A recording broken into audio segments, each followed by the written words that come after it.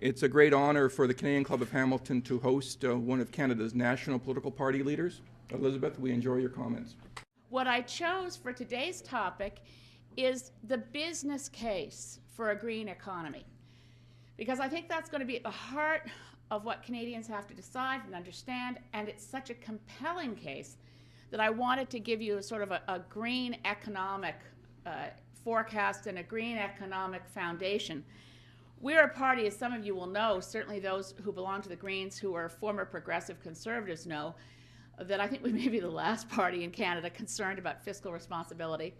We can certainly write off Mr. Harper in that area. We now know we've got a $50 billion deficit from this year alone. Well, that's what's going to happen if you cut a lot of taxes and increase spending. I think that's sort of a foregone conclusion. But the size of the deficit, $50 billion, is certainly daunting. We're a party that wants to see fiscal responsibility in a context of social justice and environmental sustainability. And that's generally where we come from as a party. Now, that economic bedrock that we see is much the same, given that the words economy and ecology come from the same root word. They both come from eco, meaning home. So the management of your home accounts is your economy, and the management of your home environment is your ecology, and they're very closely linked. And from our point of view as Greens, we need to live within the limits.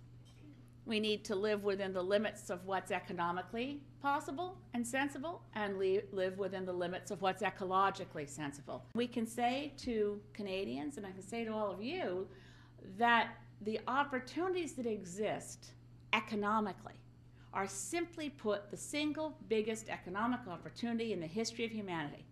A full-scale overhaul from an economy that is based on excessive waste of energy to one that is productive and efficient and maximizes energy productivity in the same way that since the Second World War we've maximized labor productivity. That's a challenge, but it's a good and positive challenge, and one that can engage Canadians and at the same time kickstart our economy, create a lot of jobs, and get us out of a recession that doesn't leave us with a massive deficit and doesn't leave us with a legacy of pollution from which we will have a very hard time recovering. We talk about deficits in terms of our children and not wanting them to have to pay back the debt we leave behind. Well, again, just as economy and ecology come from the same root, so too we have a large risk of fiscal debt, but our ecological debt and deficit is even larger.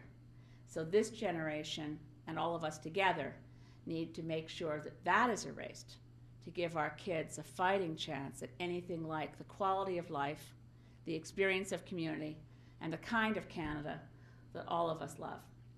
Thanks very much. Happy to take questions.